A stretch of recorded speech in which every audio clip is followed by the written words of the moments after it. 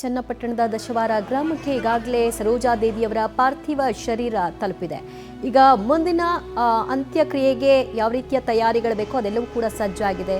6 ಅಡಿ 3 ಅಡಿ ಗುಂಡಿಯನ್ನು ತೋಡಿದ್ದಾರೆ ಮತ್ತು ಸರ್ಕಾರಿ ಗೌರವವನ್ನು ಸಲ್ಲಿಕೆ ಮಾಡೋ ಹಿನ್ನೆಲೆಯಲ್ಲಿ ಈಗಾಗಲೇ ಪೊಲೀಸ್ ಬ್ಯಾಂಡ್ ಸೇರಿದಂತೆ ಎಲ್ಲರೂ ಕೂಡ ಇದ್ದಾರೆ. ಜಿಲ್ಲಾಡಳಿತ ಸಕಲ ರೀತಿಯಲ್ಲಿ ತಯಾರಿಗಳನ್ನು ಮಾಡಿಕೊಂಡಿರೋದನ್ನು ಕೂಡ ಗಮನಿಸಬಹುದಾಗಿದೆ. ಪದ್ಮಶ್ರೀ ಪದ್ಮಭೂಷಣ ಪುರಸ್ಕೃತರಾಗಿರೋದ್ರಿಂದ ಸರ್ಕಾರಿ ಗೌರವವನ್ನು ಹಿರಿಯ ನಟಿ ಸರೋಜಾದೇವಿಯವರಿಗೆ ಕೊಡಲಾಗುತ್ತೆ. ಅವರ ಪುತ್ರ ಗೌತಮ್ ಈ ಅಂತ್ಯಕ್ರಿಯೆಯ ವಿಧಿವಿಧಾನಗಳನ್ನು ನೆರವೇರಿಸಿಕೊಡ್ತಾರೆ. ಈಗ ಪಾರ್ಥಿವ ಶರೀರದ ಈ ವಾಹನದ ಜೊತೆಗೆ ಅವರು ಕೂಡ ಆಗಮಿಸಿದ್ದಾರೆ.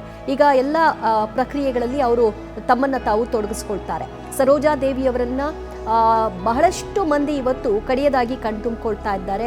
ಅಂತಿಮ ವಿದಾಯವನ್ನ ಹೇಳ್ತಾ ಇದ್ದಾರೆ. ಅವರ ಕಲಾ ಸೇವೆಗೆ ನಾವೆಲ್ಲರೂ ಕೂಡ ಚಿರಋಣಿ ಅಂತ ತಮ್ಮ ಭಾವುಕ ನುಡಿಗಳನ್ನ ವ್ಯಕ್ತಪಡಿಸಿದ್ದಾರೆ. ಕಡೆಯದಾಗಿ ಹುಟ್ಟೂರಿಗೆ ಈಗ ಅವರ ಪಾರ್ಥಿವ ಶರೀರ ತಲುಪಿದೆ. ಎಲ್ಲಿ ಅವರ ಹುಟ್ಟಾಗಿತ್ತು, ಎಲ್ಲಿ ಅವರ ಓದು ಮತ್ತು ಬೆಳೆಯೋದು ಪ್ರತಿಯೊಂದು ಆಗಿತ್ತು, ಈಗ ಮಣ್ಣಲ್ಲಿ ಮಣ್ಣಾಗ್ತಾ ಇರೋದು ಕೂಡ ತನ್ನ ಹುಟ್ಟೂರಿನಲ್ಲೇ. ಆದರೆ ಅವರು ಬಯಸಿದಂತೆ ಅವರ ಪತಿಯ ಸಮಾಧಿಯ ಪಕ್ಕದಲ್ಲಿ ಆಗಬೇಕಿತ್ತು ಹಾಗೆ ನೋಡೋಕೆ ಹೋದ್ರೆ, ಬಟ್ ಕಾರಣಾಂತರಗಳಿಂದ ಈಗ ಹುಟ್ಟೂರಿನಲ್ಲಿ ತಮ್ಮ ತಾಯಿಯ ಸಮಾಧಿಯ ಪಕ್ಕದಲ್ಲೇ ಮಗಳ ಸಮಾಧಿ ಸರೋಜಾದೇವಿಯವರ ಸಮಾಧಿಯನ್ನು ಕೂಡ ಮಾಡಲಾಗುತ್ತೆ. ಅವರ ನಿವಾಸದ ಮುಂಭಾಗದ ದೃಶ್ಯ ಮತ್ತು ಗಾಂಧಿ ಭವನದ ಚಿತ್ರಣ ನೀವು ಗಮನಿಸ್ತಾ ಇದ್ರಿ. ಅಲ್ಲೀಗ ಪಾರ್ಥಿವ ಶರೀರ ಬಂದಿರೋದ್ರಿಂದ ಅಲ್ಲಿ ಏನು ಸ್ಟೇಜನ್ನು ಹಾಕಿದ್ದಾರೆ, ವೇದಿಕೆಯನ್ನು ನಿರ್ಮಾಣ ಮಾಡಿದ್ದಾರೆ ಅಂತಿಮ ದರ್ಶನಕ್ಕೆ. ಅಲ್ಲೇ ಮೊದಲು ಅವರ ಪಾರ್ಥಿವ ಶರೀರ ಕೆಲ ನಿಮಿಷಗಳ ಕಾಲ ಅಲ್ಲಿರಿಸ್ತಾರೆ. ಅದಾದ ನಂತರದಲ್ಲಿ ಕಡೆಯದಾಗಿ ಏನೆಲ್ಲ ಕ್ರಿಯೆಗಳನ್ನು ಅವರಿಗೆ ಮಾಡಬೇಕು ಅದೆಲ್ಲವನ್ನು ಕೂಡ ಒಕ್ಕಲಿಗ ಸಂಪ್ರದಾಯದಂತೆ ನೆರವೇರಿಸಲಾಗುತ್ತೆ. ನೀವು ನೋಡ್ತಾ ಇದ್ರಿ, ಒಂದು ಭಾಗದಲ್ಲಿ ಗುಂಡಿಯನ್ನು ತೋಡಲಾಗಿದೆ. ಅದಕ್ಕೆ ಆರಂಭಿಕವಾಗಿ ಏನು ಪೂಜಾ ವಿಧಾನಗಳನ್ನ ನೆರವೇರಿಸ್ತಾರೆ ಅದೆಲ್ಲವನ್ನು ಕೂಡ ಈಗ ಮಾಡಲಾಗಿದೆ. ಮತ್ತು ಇದನ್ನ ಹೆಚ್ಚೊತ್ತು ಕಾಯಿಸಲ್ಲ. ಗುಂಡಿಯನ್ನ ತೆಗೆದ ಕೆಲ ಗಂಟೆಗಳಲ್ಲಿ ಈ ಕ್ರಿಯೆಗಳನ್ನೆಲ್ಲವನ್ನು ಕೂಡ ಆರಂಭ ಮಾಡಬೇಕಾಗತ್ತೆ. ಹಾಗಾಗಿ ಆ ಪ್ರಕ್ರಿಯೆಗೆ ಈಗಾಗಲೇ ಸಜ್ಜಾಗ್ತಾ ಇರೋದನ್ನು ಕೂಡ ನೋಡ್ತಾ ಇದ್ರಿ.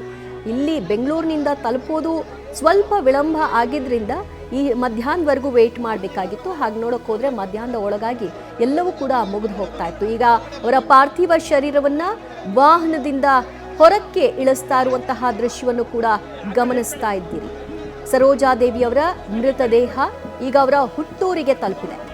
ದಶಾವರ ಗ್ರಾಮಕ್ಕೆ ಅವರ ಪಾರ್ಥಿವ ಶರೀರವನ್ನು ತೆಗೆದುಕೊಂಡು ಬರಲಾಗಿದ್ದು, ಅವರ ಪಾರ್ಥಿವ ಶರೀರಕ್ಕೆ ಎಲ್ಲರೂ ಕೂಡ ಕೈ ಹಾಕಿ ಕೆಳಕ್ಕೆ ಇಳಿಸ್ತಾ ಇದ್ದಾರೆ.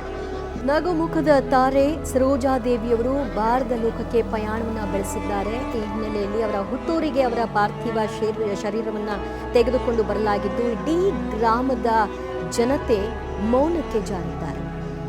ಯಾವಾಗ ಊರಿಗೆ ಬಂದರೂ ಕೂಡ ಪ್ರತಿಯೊಬ್ಬರನ್ನು ಕೂಡ ಮಾತನಾಡಿಸ್ತಾ ಇದ್ರು, ಅವರ ಯೋಗಕ್ಷೇಮವನ್ನು ವಿಚಾರಿಸ್ತಾ ಇದ್ರು.